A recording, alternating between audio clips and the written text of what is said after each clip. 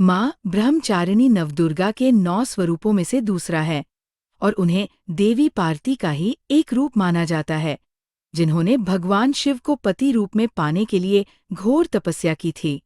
ब्रह्मचारिणी का अर्थ तपस्या का आचरण करने वाली है। वह सफेद वस्त्र धारण किए हुए हैं और उनके दाहिने हाथ में जपमाला और बाएं हाथ में कमंडलू है। उनकी पूजा नवरात्रि के दूसरे दिन की जाती है। आइए जानते हैं ब्रह्मचारिणी माता की जीवन का सार। माँ ब्रह्मचारिणी ने राजा हिमालय के घर जन्म लिया था। तब देवर्षि नारद के उपदेश से इन्होंने भगवान शंकर को अपने पति रूप में प्राप्त करने के लिए अत्यंत कठिन तपस्या की थी। इस दुष्कर तपस्या के कारण इन्हें तपस्चारिणी अर्थात ब्रह्मचारिणी नाम से अभिहित किया गया। कथा के अनुसार 1000 वर्ष उन्होंने केवल फल मूल खाकर व्यतीत किए और 100 वर्षों तक केवल शाक पर निर्वाह किया था। कुछ दिनों तक कठिन उपवास रखते हुए देवी ने खुले आकाश के नीचे वर्षा और धूप के भयानक कष्ट भी सहे। कई हजार वर्षों की इस कठिन तपस्या के कारण ब्रह्मचारिणी देवी का शरीर एकदम क्षीण हो उठा।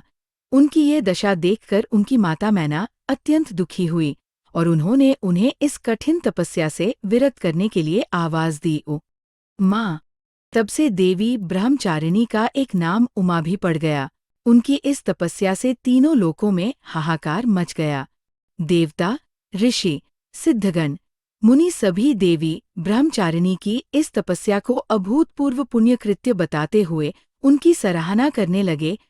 अंत में पितामह ब्रह्मा जी ने आकाशवाणी के द्वारा उन्हें संबोधित करते हुए प्रसन्न स्वर में कहा, देवी, आज तक किसी ने ऐसी कठोर तपस्या नहीं की जैसी तुमने की है। तुम्हारे इस कृत्य की चारों ओर सराहना हो रही है। तुम्हारी मनोकामना सर्वतोभावेन परिपूर्ण होगी। भगवान चंद्रमौली शिवजी तुम्हें पति रूप में प्राप्त अवश्य होंगे।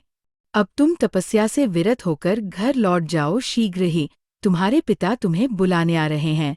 इसके बाद माता घर लौट आए और कुछ दिनों बाद ब्रह्मा के लेख के अनुसार उनका विवाह महादेव शिव के साथ हो गया। इसी तरह और भी दिव्य कथाएं सुनने के लिए चैनल को सब्सक्राइब करें। आपके विचार हमारे लिए बहुत कीमती हैं, इसलिए कृपया कमेंट में हमें जरूर बताएं। अगली कथा में फिर मिलेंगे। जय माता दी।